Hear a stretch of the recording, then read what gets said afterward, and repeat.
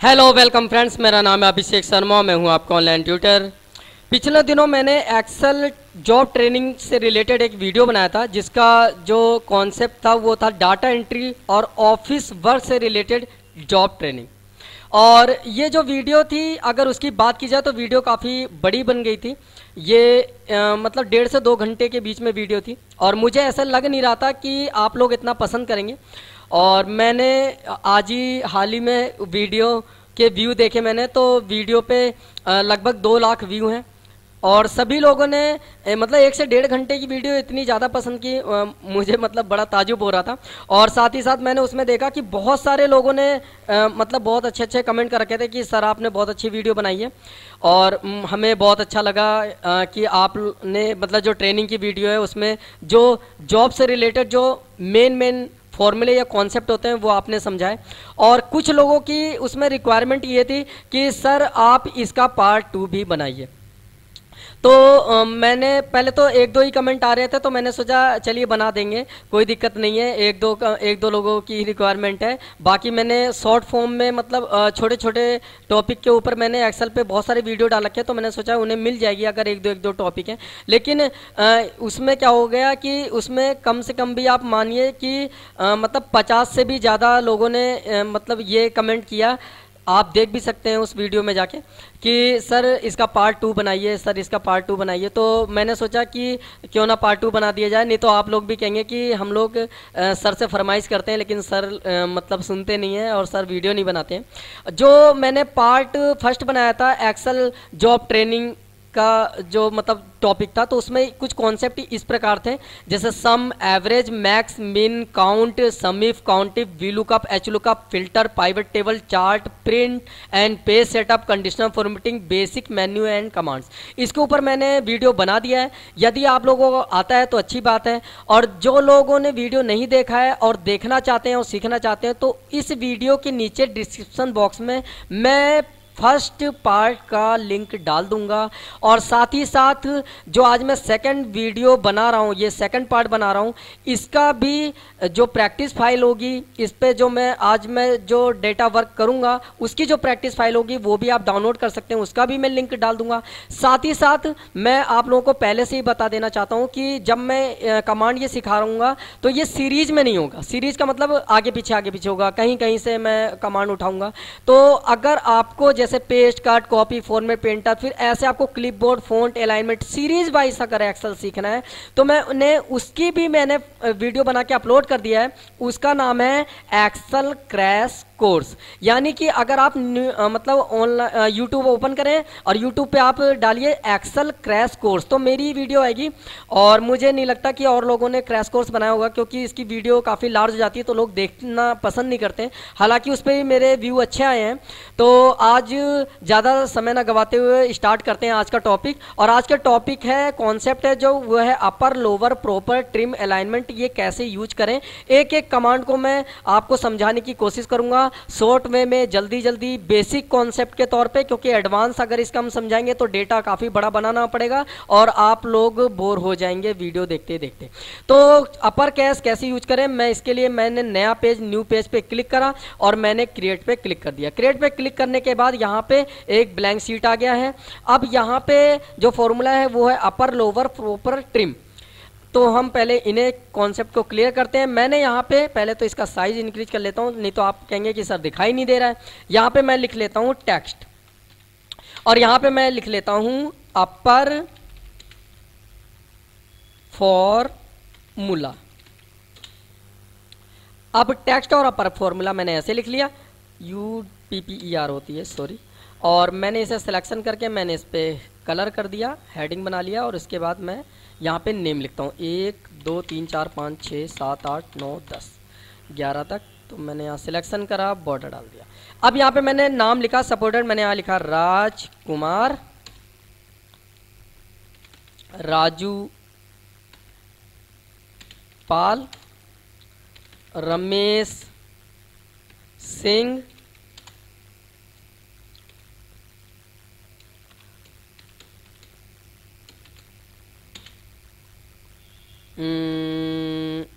रोहित जैन, और मैं इसी की कॉपी कर लेता हूँ भाई, कॉपी पेस्ट, थोड़ा सा जल्दी हो जाएगा। और यहाँ पे मैंने लिख दिया सपोर्टेड इमरान KHAN खान, और यहाँ पे मैंने लिख दिया सैफ अली। अब मैंने कुछ नाम लिखे हैं जिसमें आप देखे होंगे कि सारे स्मॉल में भी हैं, कुछ के पहले वर्ड स्मॉल में, दूसरा वर्ड कैपिटलाइज में है, किसी का कैपिटलाइज में पहला है फिर स्मॉल में है, किसी में टगल कैस में है, कोई भी अक्षर बड़ा है कोई भी अक्षर छोटा है, किसी में सारे अक्षर छोटे हैं। तो इस हिसाब से मैंने यहाँ पे कुछ टेक्स्ट लिख रखे हैं। अब मैं एक कंपनी में जॉब करता हूँ, डाटा एंट्री का मैं काम कर रहा हूँ, वहाँ पे एम्प्लॉइज के नेम लिखे हुए हैं या कस्टमर के नेम लिखे हुए हैं या वहाँ पे कोई प्रोडक्ट लिखा हुआ है, जिसमें जो वर्ड्स हैं वो कुछ इस प्रकार से हैं, कोई भी अक्षर छोटा है कोई भी अक्षर बड़ा है, कोई भी अक्षर टगल कैस में।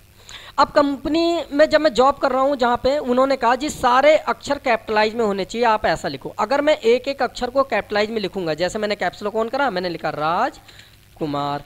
अब मैं ऐसे ऐसे एक एक अगर वर्ड को लिखता हूं तो जाहिर सी बात है बहुत टाइम लग जाएगा। अगर मान लीजिए 1000 नाम की लिस्ट है तो मुझे यहाँ पे एक फॉर्मूला चलाना होगा, इक्वल अपर। इक्वल अपर लिखने के बाद मुझे ब्रैकेट लगाना होगा। अब कह रहा है किस टेक्स्ट को या कौन से मैटर को आपको अपर में करना है। मैंने उस सेल पे क्लिक करा, ब्रैकेट बंद करने के बाद जब मैं एंटर प्रेस करूंगा तो वो अक्षर कैपिटलाइज में हो जाएगा। एक बार दोबारा ट्राई करते हैं, इक्वल UPPER अपर, उसके बाद ब्रैकेट और उसके बाद आपको उस टेक्स्ट या उस सेल पे क्लिक करना है, ब्रैकेट बंद करके आप एंटर करेंगे तो वो सेल में वो नाम कैपिटलाइज में हो जाएगा। अब लेकिन सभी को करने हैं तो आपको करना क्या है, ड्रैग, आपको इस सेल को यहां से इस पॉइंटर पे क्लिक करना है, माउस को दबाना है और नीचे की ओर ड्रैग करना है, सभी के सभी नाम आपको कैपिटलाइज में मिल जाएंगे। इसी तरीके से मैं इसे दोबारा कॉपी कर लेता हूँ, यहाँ पे मैंने पेस्ट करा। पेस्ट करने के बाद ये हमारे हो गए टेक्स्ट और यहाँ पे हम चलाएंगे दूसरी कमांड। यहां पे मैंने लिख दिया लोअर, LOWER लोअर। अब लोअर फॉर्मूला क्या करता है, अगर मान लीजिए मैं जहां जॉब करता हूं उन्होंने कहा जितने भी नाम है भाई मुझे तो स्मॉल में चाहिए, स्मॉल लेटर में, अब कैपिटलाइज में नहीं चाहिए, तो मैं उस जगह लोअर फॉर्मूले का यूज कर दूंगा, LOWER लोअर। उसके बाद ब्रैकेट और उस सेल पे क्लिक और ब्रैकेट बंद और एंटर। तो देखेंगे कि वो अक्षर या वो वर्ड या वो शब्द छोटे में हो जाएगा और उसके बाद आप यहाँ से नीचे की ओर ड्रैग करते हैं तो सारे अक्षर छोटे में लिख जाएंगे, स्मॉल लेटर में लिख जाएंगे। अब मैंने इसे सिलेक्शन करा, कॉपी करा और उसके बाद नेक्स्ट पे पेस्ट कर दिया। अब हम आगे वाले कॉन्सेप्ट पे चलते हैं। अगर किसी ने कहा जी नहीं, ना ये नाम सारे अक्षर बड़े चाहिए ना सारे नाम मुझे छोटे अक्षर में चाहिए, मुझे प्रॉपर वे में चाहिए। प्रॉपर वे का मतलब होता है टाइटल कैश, MS वर्ड में टाइटल कैश नाम से है ये और इस जो एक्सेल में प्रॉपर कैश नाम से। तो यहाँ पे जो अक्षर है मैं चाहता हूँ कि जितने भी मैंने ये नाम लिख रखे हैं उनके जो पहले कैरेक्टर हैं या पहले शब्द हैं के जो अक्षर हैं वो कैपिटलाइज में हो जाए, जैसे R और K, यहाँ पे R और P, यहाँ पे R और S और बाकी सारे स्मॉल में हो। तो यहाँ पे मैं चलाऊंगा इक्वल PROPER प्रॉपर, ब्रैकेट लगाने के बाद उस टेक्स्ट पे क्लिक और ब्रैकेट बंद करके एंटर। तो आप जब इसे ड्रैग करते हैं तो सारे अक्षर प्रॉपर वे में हो जाएंगे या टाइटल कैश में हो जाएंगे। सारे अक्षर के जो पहले कैरेक्टर हैं वो कैपिटलाइज में, बाकी स्मॉल में हो जाएंगे। तो इस तरीके से आप लोगों ने सीखा कि अगर सारे शब्दों को आपको बड़े में लिखना है तो कैसे करें, सारे शब्दों को छोटे कैश में मतलब स्मॉल लेटर में लिखना है या लोअर कैश में लिखना है तो कैसे करें, और सारे अक्षर को टाइटल कैश में यानी कि प्रॉपर फॉर्मूले में लिखना है तो कैसे लिखें। तो इस तरीके से आपने सीखा upper lower proper, upper lower proper. अब मैं इन तीनों को सिलेक्ट करके मैं इसे कलर कर देता हूं। ये अब आता है ट्रिम की बारी। ट्रिम कैसे यूज करें, तो ट्रिम यूज करने के लिए हमने यही वाला सेल सिलेक्ट कर लिया और कॉपी कर लिया, नेक्स्ट पे हमने पेस्ट कर लिया। पेस्ट करने के बाद अगले सेल पे जाते हैं, इसका साइज थोड़ा सा और बढ़ा लेते हैं भाई और आगे थोड़ा और खिसकाते हैं कुछ इस प्रकार से, और उसके बाद यहां पे हम लिख लेते हैं trim, TRIM trim. Trim formula क्या करता है, ट्रिम फॉर्मूला जो स्पेस होते हैं उन स्पेस को इरेज करता है। जैसे कि मैंने राजकुमार के बीच में स्पेस डाल दिया, राजू पाल के बीच में स्पेस डाल दिया, राकेश सिंह, रोहित जैन, ऐसे मैंने सभी नाम के आगे कुछ कुछ स्पेसेस डाल दिए हैं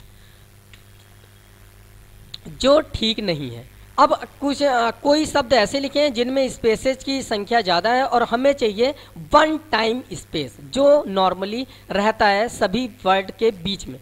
तो हम यहाँ पे ट्रिम फॉर्मूले का यूज करेंगे, इक्वल TRIM ट्रिम लगाएंगे, उसके बाद ब्रैकेट, उसके बाद उस टेक्स्ट पे क्लिक करने के बाद ब्रैकेट बंद करेंगे और जैसे ही आप एंटर प्रेस करोगे तो आप देखोगे कि जो उसके बीच में जो मतलब ज़्यादा स्पेसेस थे वो सारे स्पेस को रिमूव कर देगा, इस तरीके से कुछ। तो ये था ट्रिम फॉर्मूले का यूज। ऐसे ही हम अगले पे चलते हैं। अगला है अलाइनमेंट। अलाइनमेंट कैसे यूज करें भाई? अलाइनमेंट यूज करने के लिए मैं एक नया सीट ले लेता हूँ, AC2। अब मैंने यहाँ पे अलाइनमेंट के लिए यहाँ पे अलाइनमेंट का एक ऑप्शन है। अलाइनमेंट हम कैसे कैसे चलाएं या कैसे सीखें ये देख लेते हैं। सबसे पहले हम इस कॉलम के साइज को हम इंक्रीज कर लेते हैं, लेकिन अलाइनमेंट से पहले मैं एक चीज़ और बता देता हूँ। 8.43 होता है, 8.43 ये। अच्छा जी, अब मैं यहाँ पे पहले कुछ चीज़ें और देख लेते हैं। अलाइनमेंट से आगे आता है ड्रैगिंग, अलाइनमेंट, फॉर्मेट, पेंटर, ये तीनों में एक साथ सीखेंगे। तो पहला बारी आती है ड्रैगिंग की। अगर मान लीजिए मैंने किसी भी सेल पर 1 लिखा है और उसके बाद मुझे ये 1 ही यहाँ तक चाहिए, तो मैं इसे यहाँ पे इस पॉइंटर को देखिए माउस के, अब प्लस ऐसा आ रहा है, अब ऐसा आ रहा है माउस का पॉइंटर, अब ऐसा प्लस आ रहा है और अब ऐसा प्लस आ रहा है। तो ये वाला जो प्लस आए माउस को दबा दीजिए, दबा के रखिए और नीचे की ओर ड्रैग करेंगे तो ये देखिए 1 लिखा हुआ आ गया। इसी तरीके से मैंने यहाँ पे अगर 1 और 1 लिखा और उसके बाद मैंने 1 लिख के दोनों सेलों को सिलेक्ट करके अगर ड्रैग करते हैं तो भी 1 ही आएगा। तो ये था ड्रैगिंग। अगर मैंने यहाँ पे लिखा 1 और 3 तो इवन ओड की कंडीशन में, सम विषम संख्या की कंडीशन में 1 की वैल्यू को छोड़ करके ऐसे फिल कर देगा। इसी तरीके से अगर मैं यहाँ पे लिखता हूँ 2 और 4 और उसके बाद मैं अगर इसे सिलेक्ट करके ड्रैग करता हूँ तो देखिए 2 का टेबल में आ जाएगा। इसी तरीके से अगर मैं यहाँ पे लिखता हूँ सपोज 1 और 2 और मुझे सीरीज में नंबर फिल करने हैं तो 1 और 2 को मैं ड्रैग करता हूँ तो देखिए सीरीज में नंबर आ गए हैं। इसी तरीके से अगर मान लीजिए मैं यहाँ पे लिखता हूँ सन और उसके बाद मैं इसे माउस के पॉइंटर को दबा के नीचे की ओर ड्रैग करूंगा तो देखिए डेज के जो नेम है, जो डेज नेम है वो शॉर्ट में आ जाएंगे ऐसे। अगर मैं यहाँ पे लिखता हूँ संडे फुल डेज में और उसके बाद मैं ड्रैग करता हूँ तो Sunday, Monday, Tuesday full days के नेम में ऐसे आ जाएंगे। इसी तरीके से मैंने यहाँ पे लिखा जैन और उसके बाद मैंने इसे ड्रैग करा तो स्मॉल में मंथ नेम ऐसे आ जाएंगे। अगर मैं यहाँ पे लिखता हूँ जनवरी, फेब्रुअरी तो जनवरी, फरवरी, मार्च, अप्रैल तो ये देखेंगे आप फुल मंथ में, फुल नेम में जो मंथ है वो मंथ के नाम फुल नेम में आ जाएंगे इस तरीके से। तो ये था हमारा ड्रैग। अब मान लीजिए मैंने एक एरिया सिलेक्शन करा और उस कॉलम के एरिया पे मैंने कलर कर लिया रेड, अक्षर का कलर कर लिया वाइट और बोल्ड। ऐसे ही मैंने अगला सेल सेलेक्ट करा और मैंने क्लिक कर लिया, इसका कलर ब्लू, वाइट और बोल्ड। फिर मैंने सिलेक्शन करा, मैंने इसका कलर कर लिया सपोज दैट ग्रीन और वाइट और बोल्ड। मैं चाहता हूँ जो भी ये इफेक्ट मैंने डाले हैं इसके अंदर यही इफेक्ट सेम एज मुझे सारे सेलों में चाहिए, सीरीज में चाहिए।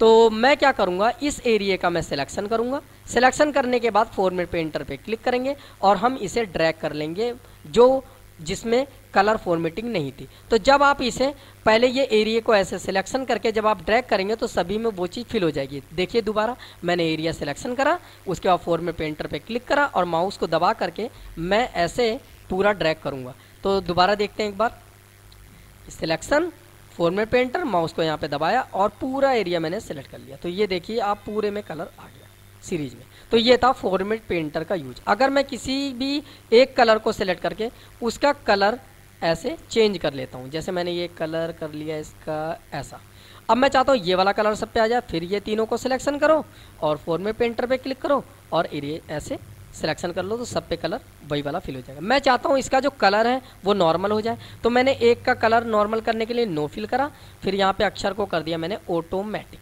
उसके बाद मैंने इस एरिया को अगर फॉर्मेट पेंटर पे सिलेक्शन कर लिया और मैं सारा एरिया ड्रैग करूँगा तो देखिए नॉर्मल हो गया।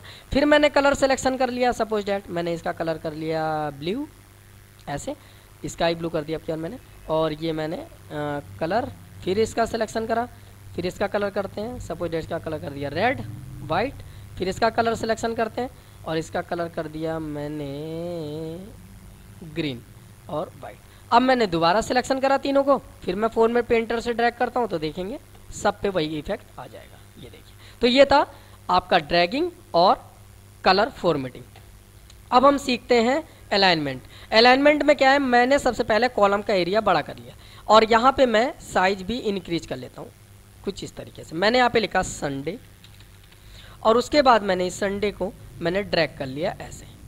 अब आप देखेंगे Sunday, Monday, Tuesday, Wednesday, Thursday, Friday, Saturday, जो भी ये नेम आ रहे हैं डेज के, तो इन डेज के नेम को मुझे अगर लेफ्ट में है, मुझे सेंटर में रखना है, तो मैं इस पर क्लिक करूँगा।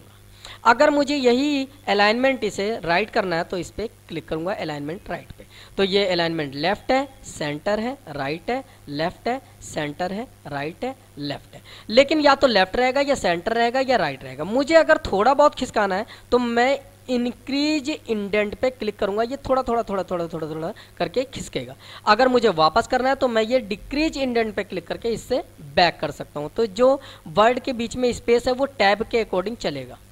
अच्छा, इसी तरीके से अगर मान लीजिए मैंने किसी कॉलम का साइज ही इंक्रीज कर रखा है, ऐसे ये जो रो है इसकी हाइट इंक्रीज कर रखा है, सॉरी रो की हाइट इंक्रीज कर रखा है। मैंने यहाँ पे लिखा न्यू टेक ट्रेनिंग,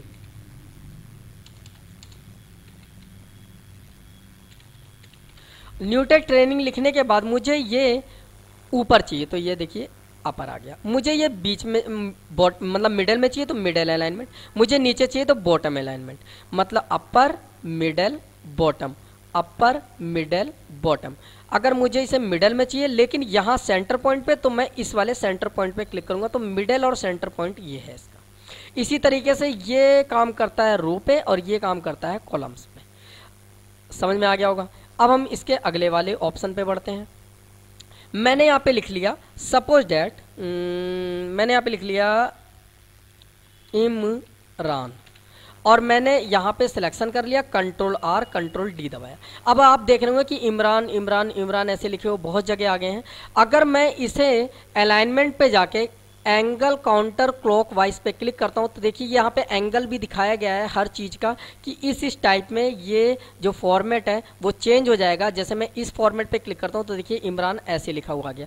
इसे हम टाइम टेबल वगैरह बनाने के लिए यूज करते हैं स्कूल में, और कंपनियों में भी अगर आप एक अटेंडेंस चार्ट बना रहे हैं तो उसमें भी यूज कर सकते हैं। तो इस तरीके से आप इसका अलाइनमेंट मूव कर सकते हैं। अगर इस पर क्लिक करते हैं तो ऐसा हो जाएगा मूव, इस पर क्लिक करते हैं तो ऐसा मूव हो जाएगा। देखिए इमरान इमरान सीधा ही में लिखा है, अपोजिट में लिखना है तो इस पर क्लिक करेंगे तो देखेंगे कि इमरान ऐसे लिख गया, वो अप टू मतलब डाउन से अप की ओर। ऐसी मैंने इसे सिलेक्शन कर लिया और मैंने क्लिक करा इस पे तो देखेंगे कि इधर की ओर मूव हो गया, मतलब इमरान इधर देखिए इसका जो नाम है इस साइड में आ गया है और पहले इसका नाम इस साइड में था। देखिए ये left to right, right to left ऐसे होगा। तो इस टाइप से आप यहाँ पे इसका जो अलाइनमेंट है वो मूव कर सकते हैं। तो ये वाले पोर्शन हो गए। अब अगला आता है word text, wrap text, sorry wrap text में क्या है, जैसे मैंने यहाँ पे लिखा new take training, training sorry TRAINING, Newtech training लिखने के बाद मैं चाहता हूं कि ये एक ही सेल में दो शब्द हों और ये जैसे अलग अलग सेल मतलब एक ही सेल में दो शब्द हों लेकिन ये एक सेल से दूसरे सेल में जा रहा है। तो मैं व्रैप टेक्स्ट पे क्लिक करूंगा, सेल का साइज बढ़ जाएगा थोड़ा सा। अगर इसका एरिया बढ़ाते हैं तो न्यूटेक ट्रेनिंग ये देखिए एक सेल में दो नाम ऐसे आ जाएंगे और यहाँ से आप ऐसे क्लिक कर सकते हैं। ये देखिए अगर मैं यहाँ पे कर्सर रखता हूँ तो यहाँ पे दिखा भी रहा है, देखिए माइक्रोसॉफ्ट एक्सेल एक साथ लिखा हुआ है और नीचे माइक्रोसॉफ्ट एक्सेल एक्सेल में ऐसे लिखा हुआ है। तो उसी टाइप से ये चेंज हो जाता है। इसी तरह से क्या है कि अगर मान लीजिए मैंने ये एरिया सिलेक्शन करा ये वाला और मैंने क्लिक कर दिया मर्ज एंड सेंटर, मान लीजिए मैंने ऐसे भी लिख सकते हैं, जैसे मान लीजिए मैंने यहाँ पे लिखा SR और यहाँ पे लिखा मैंने नंबर। अब मैं चाहता हूँ SR नंबर जो है वो ऐसे मर्ज कर दिया जाए, तो ये देखिए मर्ज नहीं हो रहा है, सिर्फ SR आ गया। लेकिन अगर मैं यहाँ पे लिखता हूँ SR स्पेस नंबर और फिर मैं चाहता हूँ कि ये दोनों मर्ज होके एक सेल में मिडिल में आ जाए, तो इससे ही मैं मर्ज एंड सेंटर से ऐसे यूज कर सकता हूँ, फिर मिडिल में रख लूँगा। तो ये SR नंबर ऐसे भी लिख सकते हैं। बहुत जगह ये डेटा यूज होता है छोटे छोटे पॉइंट पे। बाकी मैं बेसिक तौर पे बताता हूँ आपको कि अगर आप पूरा एरिया सिलेक्शन करके मर्ज एंड सेंटर करते हैं तो सारी लाइनें डिलीट हो जाती हैं, यहाँ से बैक हो सकता है। सेकंड ऑप्शन पे अगर आप मर्ज अक्रॉस पे क्लिक करते हैं तो ये जो अप टू डाउन वाली मतलब जो कॉलम वाली लाइनें हैं वो इरेज हो जाएंगी, रो वाली रहेंगी। आप मर्ज अक्रॉस पे अगर आप क्लिक करते हो तो ये देखिए मर्ज अक्रॉस पे ऐसे आती हैं लाइनें, control Z control Z control Z control Z. अगर आप मर्ज सेल पे क्लिक करते हैं तो पहले वाले की तरह ही ये एकदम काम करता है, सारी लाइनें इरेज कर देगा। कोई भी चीज़ लिखते हैं तो नीचे से लिखना चालू करेगा। अच्छा, मान लीजिए अब मैं सारी लाइनें आ गई वापस, मैंने सारा एरिया सिलेक्शन करा, ये वाला जितना मुझे चाहिए था, और मैंने इसे कर दिया मर्ज सेल या मर्ज एंड सेंटर। उसके बाद मैंने यहाँ पे सपोज दैट कोई चीज़ लिख दिया, जैसे मैंने यहाँ पे लिख दिया सपोज दैट राजू, और मैंने यहाँ पे राजू इतनी जगह फिल कर रखा है, कंट्रोल डी कंट्रोल आर। दोबारा दिखा देता हूँ एक बार, आप एरिया सिलेक्शन करिए, कंट्रोल आर से राइट फिल, कंट्रोल डी से डाउन फिल।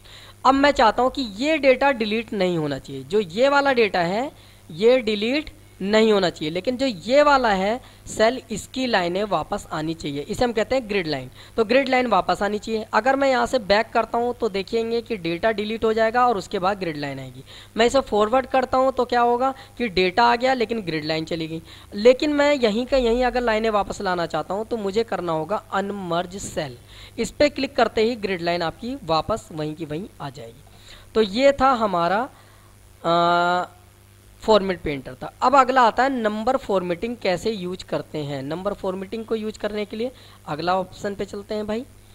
मैंने सीट 5 ले लिया। नंबर फॉर्मेटिंग में क्या है कि अगर मान लीजिए हम यहाँ पे लिखते हैं 1 2 3 4 5 6 7 8 9 10, तो यहाँ पे देखिए नॉर्मल नंबर आए हैं, लेकिन मैं चाहता हूँ कि नंबर की जगह मुझे किसी देश की करेंसी के हिसाब से अमाउंट को शो करना है। तो कैसे करेंगे, तो उसके लिए मैंने वो एरिया सिलेक्शन कर लिया ये वाला, और मैंने इस सेल को सिलेक्ट करके मैंने कर दिया सपोज है यूएस में डॉलर चलता है तो मैंने यूएस का यूनाइटेड स्टेट, इंग्लिश में जहाँ डॉलर का सिंबल है तो मैंने इस पर क्लिक करा। तो यहाँ पे जो करेंसी का सिंबल है वो 1 2 ऐसे आप देखेंगे तो वहाँ पे डॉलर का निशान हर नंबर के आगे आ जाएगा। इसका मतलब क्या है कि ये डॉलर में $1 $2 $3 हो गया है। इसी तरीके से अगर मान लीजिए मुझे यूरो में शो कराना है तो मैंने यहाँ पे एरिया सिलेक्शन करा यूरो पे, और मैंने यहाँ लिखा 1 2, और फिर मैं इसे अगर ड्रैग करता हूँ तो आप देखेंगे कि हर जगह यूरो में जो सिंबल है वो लग जाएंगे। इसी तरीके से अगर मान लीजिए मुझे इंडिया करेंसी में रे लिखा हुआ आता है, रे आता है, तो मुझे रे वाला फॉर्मेट चाहिए तो मैं इसे सिलेक्शन करूंगा और मैं यहाँ देखूंगा रे, लेकिन आप देखेंगे कि यहाँ पे रे नहीं दिखाई दे रहा है। तो आपको करना क्या है, आपको मोर अकाउंटिंग फॉर्मेट्स पे क्लिक करना है। उसके बाद आप यहाँ पे अकाउंटिंग वाले ऑप्शन पे आएंगे और यहाँ पे देखिए सिंबल दिया हुआ है, इस सिंबल के ऑप्शन पे क्लिक करिए और यहाँ पे आप अपने देश का, जिस देश में आप रहते हैं उस देश से रिलेटेड आपको जो करेंसी सिंबल है वो सिलेक्ट करना है। तो मैं रे देख लेता हूँ, अभी फाइंड ही करो, ये रहा रे हिंदी इंडिया, मैंने इसे सिलेक्ट कर लिया, ओके कर लिया। अब मैं आगे लिखता हूँ 1 2, तो आप देखेंगे कि हर जगह रे आ गया है, ये देखिए। इसी तरीके से अगर रुपीज वाला सिंबल चाहिए आपको तो आपको रुपीज के लिए RS, तो आप मोर अकाउंटिंग फॉर्मेट में जाइए सेलेक्ट करके, और यहाँ पे आपको RS के लिए अमाउंट, मतलब या तो वो जो RS अमाउंट के लिए एरिया सिलेक्शन करना है आपको वो वाला। तो यहाँ पे लिखा हुआ RS Punjabi Pakistan, RS Sindhi Pakistan, RS Tamil Sri Lanka, RS Urdu Pakistan, जो भी आपको लेना है वो वाला RS ले लीजिए, वही फॉर्मेट आएगा सब में। तो मैंने इस पर क्लिक करके RS पंजाबी पाकिस्तान वाला ले लिया, सिलेक्ट कर लिया। अब मैं यहाँ पे अगर 1 और 2 लिखता हूँ तो हर वैल्यू के आगे, उस नंबर वाली वैल्यू के आगे RS लिखा हुआ आएगा। इसका मतलब क्या है, ₹1, ₹2, ₹3। क्लियर। तो इस तरीके से आप इसका जो करेंसी सिंबल है वो यूज कर सकते हैं नंबर फॉर्मेटिंग में। अगला आता है परसेंटेज का। तो परसेंटेज के लिए मैंने एरिया सिलेक्शन कर लिया, मैंने परसेंटेज पे क्लिक करा। अब मैंने यहाँ पे अगर 1 लिखा तो देखिए 1%, 2 लिखा तो 2%। इस तरीके से अगर मैं जो भी वैल्यू लिखूंगा परसेंट का एक्टिवेट करने के बाद फॉर्मेट, तो यहाँ पे 1%, 2%, 3% इस टाइप से परसेंट वाला इफेक्ट चलेगा। इसी के बाद हम नंबर फॉर्मेट पे हम चलाते हैं कॉमा स्टाइल। कॉमा स्टाइल के लिए मैंने सीधा नंबर पहले लिख लिया आपको समझाने के लिए, और यहाँ पे अगर मैं इसे ड्रैग करता हूँ तो नॉर्मल नंबर है, न्यूमेरिकल वैल्यू आ रही है जैसे 1 2 3 4 5 6 7 8 9 10। अगर मैं इस वैल्यू को सिलेक्ट करके और इस कॉमा स्टाइल पे मैं क्लिक करता हूँ तो हर जगह अमाउंट वाला फॉर्मेट आ जाएगा। हर जगह ₹1, ₹2, ₹3, ₹4, ₹5 ऐसे आ रहा है, ₹10 तक। अगर मैं थोड़ा सा एरिया और सिलेक्ट कर लेता हूँ 1 2 और मैं कॉमा स्टाइल पे क्लिक करता हूँ, जैसे मुझे यहाँ पे लिखना है ₹5.60, तो 5.6 लिखूंगा तो ₹5.60 हो जाएगा। 2.3 लिखते हैं तो ₹2.30 हो जाएंगे। 200.5 लिखते हैं तो ₹200.50 हो जाएंगे। तो इस टाइप से आप इस कॉमा स्टाइल का यूज कर सकते हैं। इसका हम अगर सिंबल लेना चाहते हैं तो सिंबल भी ले सकते हैं, और मतलब अगर विदाउट सिंबल के हम कोई भी अमाउंट को शो करना चाहते हैं तो हम ये इफेक्ट भी चला सकते हैं। और 99 पैसे तक होते हैं। 99 पैसे के बाद आपका 100 पैसे का रुपए में कन्वर्ट हो जाता है। आता है, 100 पैसे का 1 रुपये होता है, तो इसलिए यहाँ पे डबल जीरो आ रहा है। तब भी आप जीरो की वैल्यू को भी आप इंक्रीज डिक्रीज कर सकते हैं एक्सेल पे, उसका भी फॉर्मेट है। बाकी आप अगर जीरो की वैल्यू को इंक्रीज करना चाहते हैं तो आप यहाँ पे क्लिक करके इंक्रीज कर सकते हैं इस तरीके से। अगर डिक्रीज करना चाहते हैं तो यहाँ पे क्लिक करके आप इसे डिक्रीज भी कर सकते हैं। तो ये था नीचे जो बेसिक कॉन्सेप्ट है। अब इसके ऊपर जो अकाउंटिंग फॉर्मेट है इसका क्या यूज है भाई, कि अगर मैंने इस एरिया का सिलेक्शन करके मैंने क्लिक कर दिया जर्नल, तो यहाँ पे आप देखेंगे कि नॉर्मल नंबर हो जाएंगे। अगर मैंने क्लिक कर लिया दोबारा वही नंबर फॉर्मेट, तो देखेंगे आप दोबारा डबल जीरो लग जाएंगे। इसी तरीके से अगर मान लीजिए मैंने यहाँ पे आज की डेट लिखा, और आज की डेट क्या है मैं एक बार चेक कर लेता हूँ अपने मोबाइल में। आज है 23 फरवरी, तो यहाँ पे मैंने लिखा 23 Feb 2019। तो ये देखिए ये शॉर्ट में ऐसे मतलब डेट में आ गया। मैंने इस एरिया को ऐसे यहाँ तक सिलेक्शन कर लिया और कंट्रोल डी प्रेस करा मैंने, तो यहाँ पे ये वैल्यू फिल हो गई है। अब मैं इसी की मैंने कॉपी कर लिया, नेक्स्ट सेल पे मैंने पेस्ट कर लिया और यहाँ पे वही डेटा आ रहा है, लेकिन हैश में। हैश का मतलब होता है कि कभी भी कोई भी सेल में अगर पूरी वैल्यू वो शो नहीं कर रहा तो हैश आता है, तो हमें कॉलम का साइज को इंक्रीज करना होता है या सेल बड़ा करना होता है, तो वो वैल्यू आपको पूरी दिखाई देने लगेगी। जब मैं इस पर क्लिक करने के बाद अब मैं क्लिक करूंगा लॉन्ग डेट और शॉर्ट डेट पे, तो शॉर्ट डेट का ऑप्शन ये शो करा रहा है कि यहाँ पे देखेंगे आपकी 2 मंथ्स और आपका 23 जो डेट में है और 2019 ईयर में, मतलब MMDDYY कंप्यूटर की डेट के अकॉर्डिंग यहाँ पे शो कर दिया है। यहाँ पे हमने नॉर्मल खुद लिखा था, यहाँ पे कंप्यूटर ने अपने हिसाब से शॉर्ट डेट आपको शो कर दिया है।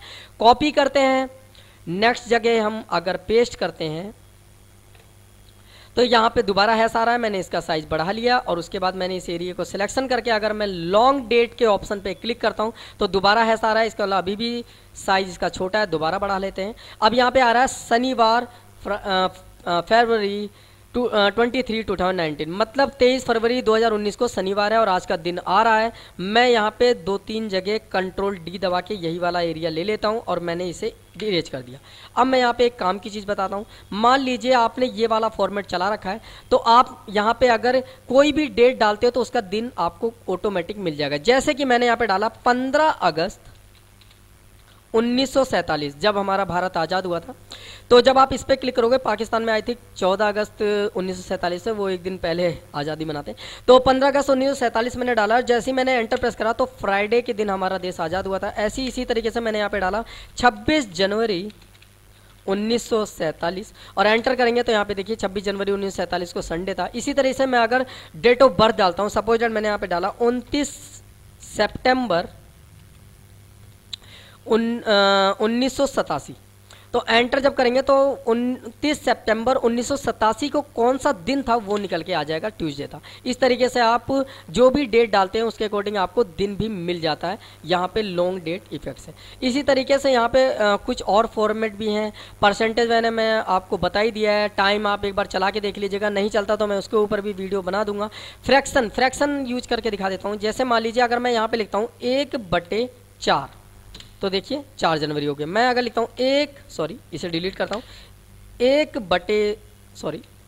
क्या चल रहा है भाई, 1/2, तो नहीं लिख रहा है, 2 जनवरी हो गया।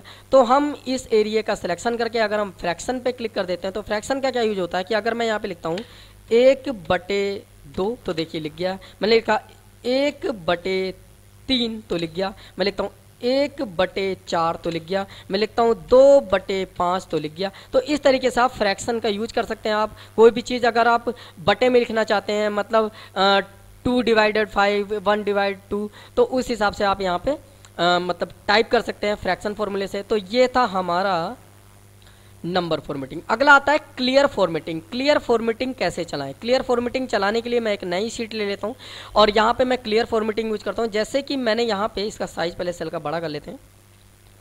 मैंने यहां पे लिखा 1 2 3 और मैं इसे ड्रैग कर लेता हूं 10 तक, और ऐसे ही मैंने यहां पे लिखा 1 2 3 और इसे भी मैं 10 तक ड्रैग कर लेता हूं। इस जगह मैं हेडिंग ले लेता हूं, तो इंसर्ट में मैंने रो ले लिया। यहाँ पे मैंने लिखा मैंने वैल्यू 1 और यहाँ पे मैंने लिखा वैल्यू 2 और यहाँ पे मैंने डाल दिया रिजल्ट्स। अब इसका कलर हम कर लेते हैं पहले। ये हमने बॉर्डर डाल दिया भाई। यहाँ पे मैंने करा इक्वल 1 मल्टीप्लाई यानी स्टार 1 इक्वल 1 मल्टीप्लाई 1, एंटर। अब मैं इसे नीचे की ओर ड्रैग कर लेता हूँ, सबके आंसर आ जाएंगे। ड्रैग की जगह शॉर्टकट की अगर यूज करना है तो सिलेक्शन करके कंट्रोल डी भी यूज कर सकते हैं, कंट्रोल डी से भी आ जाएगा। अब मैंने यहाँ पे कुछ नंबर्स लिख रखे हैं और उनका मैंने यहाँ पे मल्टीप्लाई कर दिया है। मल्टीप्लाई करने के बाद यहाँ पे सिलेक्शन करा मैंने और इसके बाद मैंने यहाँ पे मर्ज एंड सेंटर करा। यहाँ पे मैंने लिख लिया सपोज टोटल, और टोटल हम यहाँ पे निकालते हैं इक्वल सम, और उसके बाद ये एरिया सिलेक्शन करके ब्रैकेट बंद कर देते हैं। तो इसका टोटल यहाँ पे आ गया 385। तो ये था हमारा रिजल्ट। और इन पे भी मैं कलर इफेक्ट डाल देता हूँ। सपोज डेट पहली वैल्यू का जो एरिया है उसका मैंने कलर इफेक्ट डाला ब्लू और वाइट, ऐसे मैंने इसका सिलेक्शन करा। इसका कलर इफेक्ट डाल दिया मैंने ग्रीन ग्रीन और वाइट। और ये वाला जो रिजल्ट है उसे मैंने कर दिया येलो में, वाइट नहीं समझ में नहीं आ रहा, रेड कर देते हैं। और यहाँ पे टोटल वाले को भी हम कलरफुल कर देते हैं। ये मैं कलरफुल इसलिए कर रहा हूँ क्योंकि मुझे एक चीज़ दिखानी है इसमें। अच्छा जी, अब ये मैंने एक वैल्यू का एक डेटाबेस तैयार कर लिया है जिसमें मैंने वैल्यू 1 वैल्यू 2 को मैंने मल्टीप्लाई करा, यहाँ पे मैंने उसका टोटल कर दिया। अगर मैं सारा डेटा सिलेक्ट करता हूँ और मुझे ये कोई भी डेटा नहीं चाहिए, कुछ भी नहीं चाहिए, तो मैं क्लियर ऑल करूँगा, सारा डेटा डिलीट हो जाएगा, रिमूव हो गया। यहाँ से बैक करते हैं या कंट्रोल जेड दबाते हैं। उसके बाद अगर मैं क्लिक करता हूँ colour clear formats, clear all के नीचे क्लियर फॉर्मेट, तो इसका मतलब होता है जितने भी मैंने इसमें कलर इफेक्ट लगाए हैं वो सारे कलर इफेक्ट डिलीट हो जाएंगे। देखिए डिलीट हो गया, लेकिन यहाँ पे कंडीशन पूरी बनी की बनी रहेगी। फिर मैंने इसे सिलेक्ट करा और बैक कर लिया। अब यहाँ पे अगर हम करते हैं क्लियर कंटेंट्स, तो क्लियर कंटेंट्स का मतलब होता है कि सपोज डेट क्लियर कंटेंट्स का मतलब होता है मेटा डिलीट करना और कलर रह जाएगा। तो मैंने इस पर क्लियर जब क्लिक करेंगे तो क्लियर होगा मैटर और ना कि कलर। ये देखिए कलर वहीं का वहीं बना हुआ है लेकिन मैटर इरेज हो गया है। देखिए कहीं भी मैटर नहीं दिखाई देगा आपको, यहाँ पे सीट पे भी फॉर्मूले बार में कुछ नहीं दिखा रहा। बैक। अब मान लीजिए 385 की जगह यहाँ पे आ गया 320, और यहाँ पे जो हमने डिवाइडेशन करी थी कहीं पे डिवाइडेशन यहाँ पे 115 हो गया, तो कुछ जगह गड़बड़ी हो गई। तो मैंने इस फाइल को बनाया, इस फाइल को मेल कर दिया मैंने। जब अगले व्यक्ति ने चेक करा तो उसे लगा कि यहाँ पे गड़बड़ी है और यहाँ पे गड़बड़ी है, तो उसने क्या करा, उसने यहाँ पे कमेंट डाल दिया। रिव्यू में गए कमेंट, तो कमेंट में यहाँ पे कमेंट डाल दिया, उन्होंने कुछ भी डाल दिया कि दिस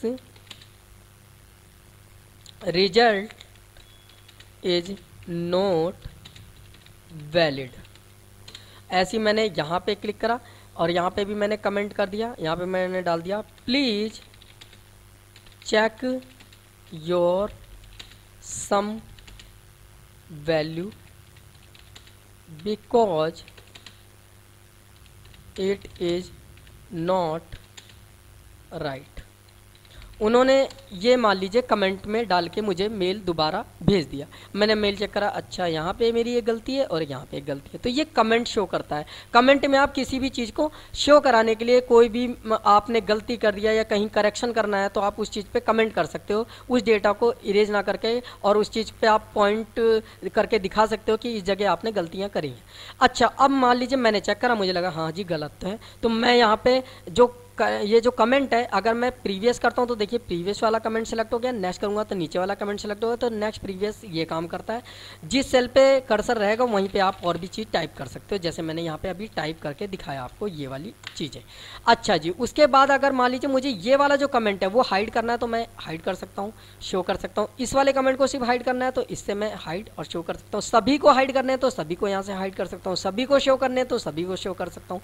हाइड करने के बाद जब आप कर्सर रखेंगे तो वही वैल्यू या वही कमेंट शो करेगा जहाँ पे कमेंट था, और शो ऑल से दोनों कमेंट शो हो जाएंगे। अगर आपने इसका करेक्शन कर दिया है, जैसे यहाँ पे मैंने कर दिया इक्वल 1 मल्टीप्लाई बाय 1 एंटर, तो ये आंसर ठीक आ गया। अब यहाँ पे मैंने कर दिया इक्वल सम लिखने के बाद ब्रैकेट और एरिया सिलेक्शन, ब्रैकेट बंद और एंटर, तो सही रिजल्ट आ गया। अब मुझे ये जो कमेंट है उन्हें इरेज करना है, तो रिमूव करने के लिए कमेंट को मुझे ये सारा एरिया सिलेक्शन करना होगा और डिलीट पे मैं क्लिक करूंगा, कमेंट दोनों इरेज हो जाएंगे। तो ये था कमेंट फॉर्मूले का यूज। तो मैंने आपको क्या क्या बता दिया, आप देख लेते हैं। इसमें मैंने अलाइनमेंट भी बता दिया है,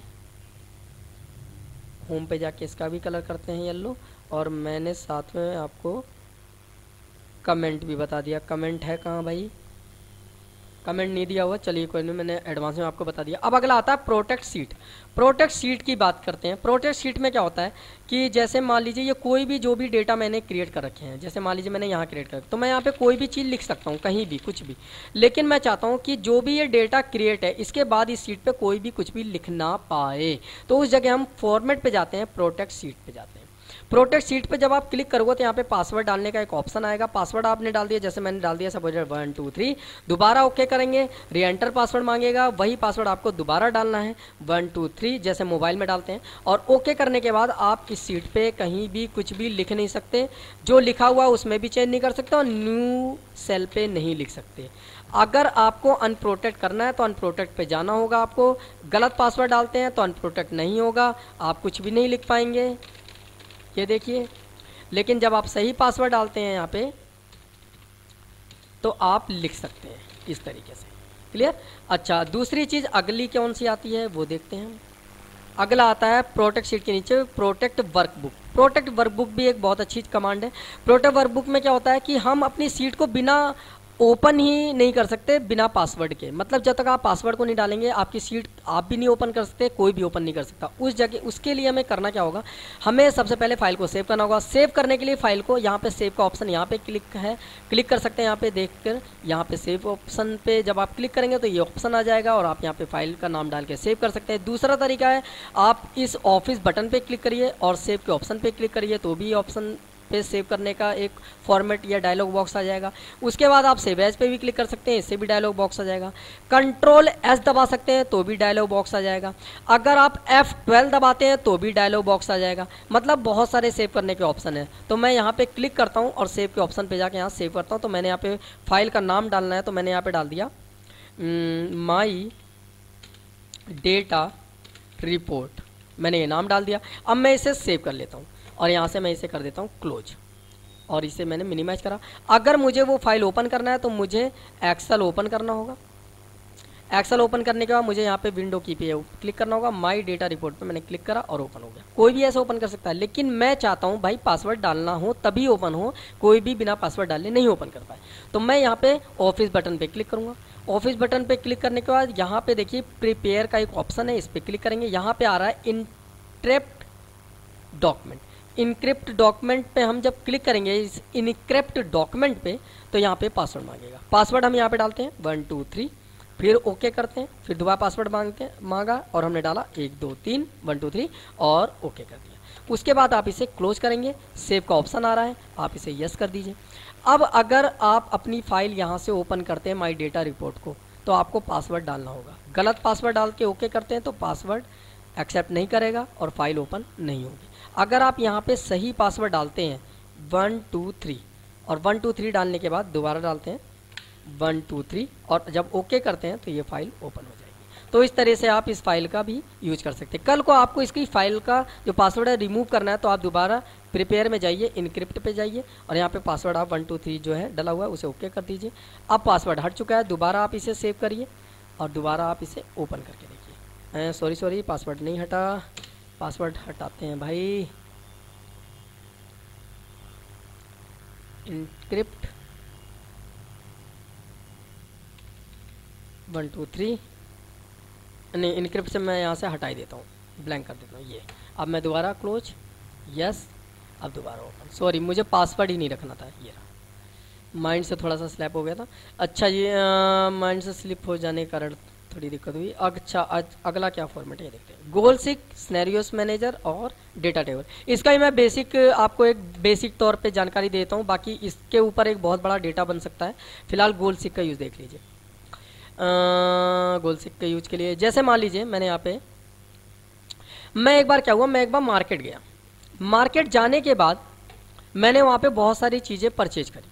सपोज डैट मैंने बहुत सारी चीज़ें परचेज करी, जैसे 200 रुपये की थी अमाउंट की, 500 रुपये की थी, 800 रुपये की, 700 रुपये की, 900 रुपये की, 600 रुपये की, 400 रुपये की। अब मैं घर आया, जितने मैंने रुपए का सामान परचेज किया था वो मैंने सारे अमाउंट लिख लिए। लिखने के बाद मैं इक्वल दबाता हूँ और मैंने यहाँ पे चलाया सम ब्रैकेट और उसके बाद मैंने सारा एरिया सिलेक्शन करके मैंने उसे सम कर दिया। टोटल मेरे जो एक्सपेंसेज हुए वो यहाँ पे आए एक्सपेंसेज, जो मेरे एक्सपेंसेज आए वो आए 4100 रुपये, कुछ इस तरीके से। और मैंने यहाँ पे जो परचेज करा था वो मैंने यहाँ पे लिख दिया वैल्यू। ये मेरे सारे वैल्यू हो गए और टोटल जो मेरे एक्सपेंसेज आए वो यहाँ पे निकल के आ गया रिजल्ट में। लेकिन जब मैंने अपना पर्स में जब मैंने पैसा चेक करा तो मेरे पर्स में जो पैसे थे वो थे कम, इसका मतलब मेरे खर्चे हुए ज़्यादा। खर्चे मेरे कितने हुए? मेरे खर्चे हुए 4500 रुपये। कितने हुए? 4500 रुपये। लेकिन मेरे यहाँ पे टोटल कितने आ रहे हैं एक्सपेंसेस में? 4100 रुपये। अब मैंने जब बिल चेक करा तो बिल चेक करने के बाद मुझे पता चला भाई मैंने 200 रुपये का तो कोई सामान परचेज ही नहीं करा।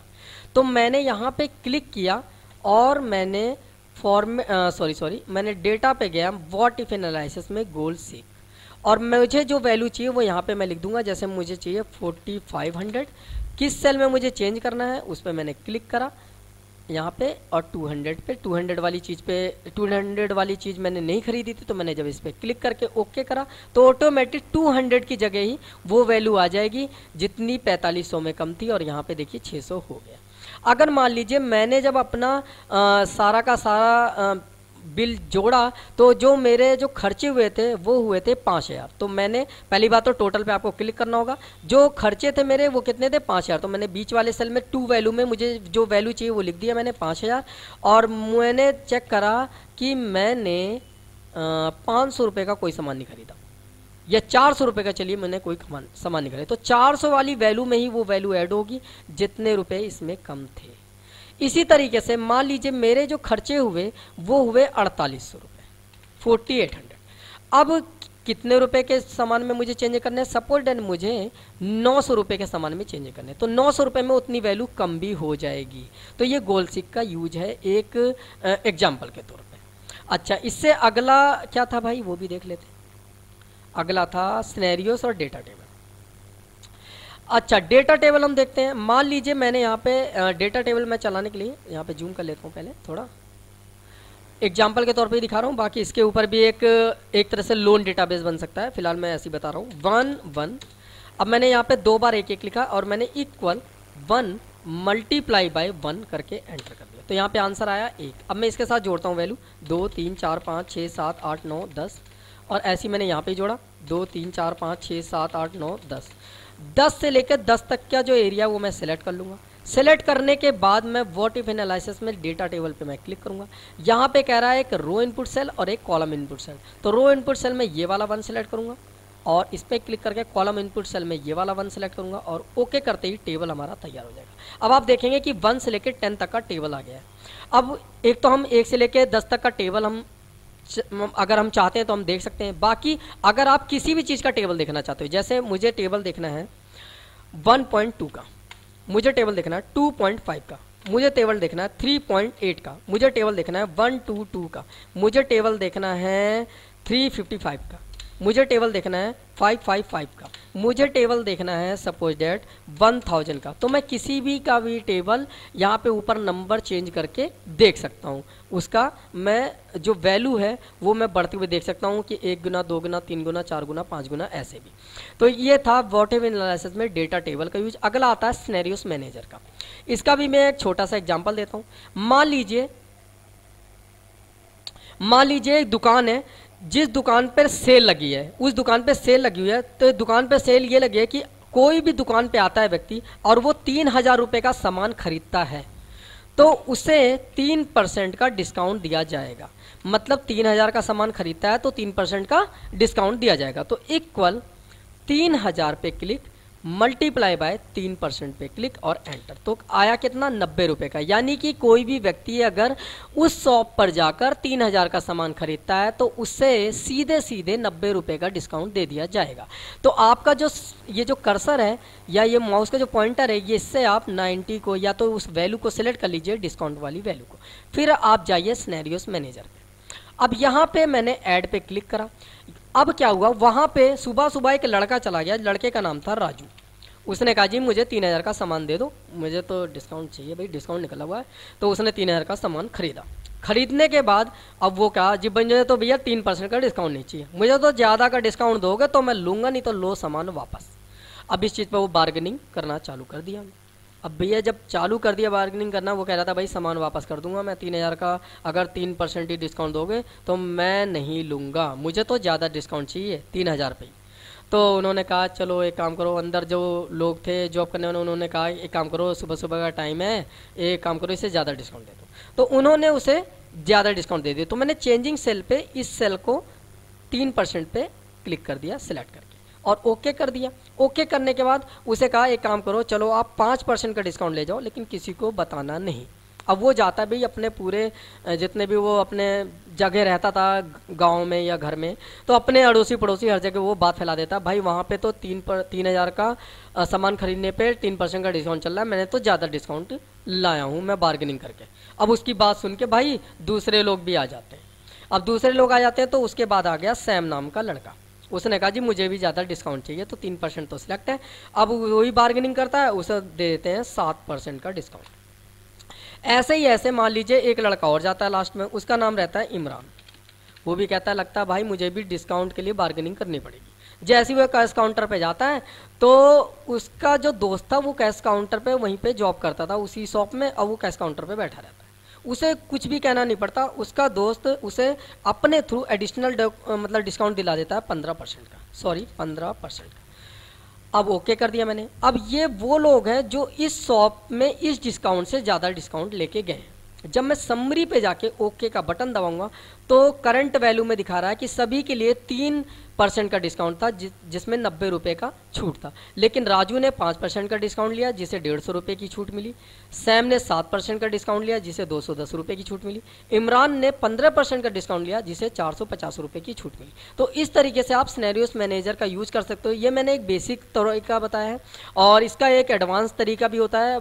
अगर आप कहेंगे कमेंट में आप लिख दीजिएगा तो मैं इसका जो एडवांस जो तरीका है वो भी मैं आपको वीडियो के थ्रू मैं समझाने की कोशिश करूंगा। बाकी मैंने आज की जो कॉन्सेप्ट था वो मैंने पूरा क्लियर आपको करा दिया है और उम्मीद करता हूँ आप लोगों को पसंद आया होगा।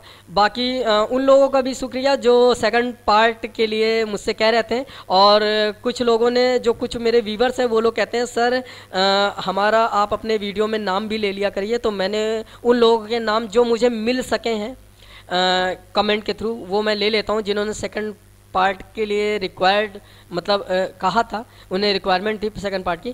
नेम ऑफ यूजर्स में जैसे नाम है अजीत सिंह, पिनाकिन रावल, विनोद कुमार, युदीप राय, मोनू वत्स, रोहित, दीप्तिमयी पात्रा, सनी गिल, हिमांशु बैरागी, मनीष कुमार, रविंद्र नारायण, तेजिंदर कौर, आशीष चौधरी, वर्षा कुमारी, जैन खान, रमेश सिंह, शाम्स खान और अनिल गुप्ता, सुनील कुमार, विनय तिवारी, राजेश धाधर, अच्छा दीपांश कुमार, सिंह कुमार, सुशील शुक्ला, देव राणा, इशारत शाह, कार्तिक मांझी, इनायत खान और कुल्हाना दास, तरुण दिवानगन, काबिन बोरो, सौरभ मिश्रा, गनवार निजार, अनुज कुमार, एमडी इमरान, मनीष मेहरा, रोहित खान, जितेंद्र पवारा, पीएस राणा और कुछ 2-1 चैनल भी थे जो मुझे मिल पाए हैं, funny and sad and attitude, dream paradise editing club. भाई लोगों आप लोगों की रिक्वायरमेंट मैंने पूरी कर दी है, मैंने सेकंड पार्ट बना दिया है। आई होप सो आपको वीडियो मिल जाएगी अगर आप लोगों ने मेरे चैनल को सब्सक्राइब कर रखा होगा, नोटिफिकेशन के लिए बेल आइकन दबा रखा होगा। बाकी जो लोग भी कमेंट करेंगे अगर किसी वीडियो की रिक्वायरमेंट के लिए तो मैं उनका भी नाम ले लूँगा अगली वीडियो में। और बाकी आप लोग देखिएगा, सीखिएगा और समझिएगा। अगर समझ में किसी प्रकार की दिक्कत या परेशानी होती है तो एक बार वीडियो को रिवाइंड करके ज़रूर देख लीजिएगा। अगर फिर भी आपको मतलब दिक्कतें आती हैं तो इसकी प्रैक्टिस फाइल को डाउनलोड भी कर सकते हैं, उसका भी मैं लिंक डाल दूंगा। और एक्सेल या वर्ड या पावर पॉइंट को आपको 1 बाय 1 पूरे command A to Z serial में सीखने हैं कि जैसे paste cut, copy, format, printer, Calibri और ये size, increase, decrease, ascending, bold, italic, underline, इस हिसाब से सीरियल में अगर आपको पूरा एक्सेल या वर्ड या पावर पॉइंट सीखना है तो उसका क्रैश कोर्स का मैं लिंक इस वीडियो के डिस्क्रिप्शन बॉक्स में डाल दूंगा। आप उस लिंक पे क्लिक करके सारी चीज़ों को आसान तरीके से सीख सकते हैं। अगर आप सर्च करना चाहते हैं तो आप Excel crash course, MS Word crash course, PowerPoint crash course डाल करके भी आप वीडियो को सर्च कर सकते हैं। बाकी वीडियो को लाइक करना ना भूलें और फ्रेंड्स को शेयर करना ना भूलें। अगर आप पहली बार मेरे पेज पर आए हैं तो सब्सक्राइब जरूर कर लीजिएगा, साथ ही साथ नोटिफिकेशन आए के लिए बेल आइकन पे क्लिक भी कर लीजिएगा। मिलते हैं आपसे न्यू वीडियो के साथ, तब तक के लिए बाय बाय, टेक केयर।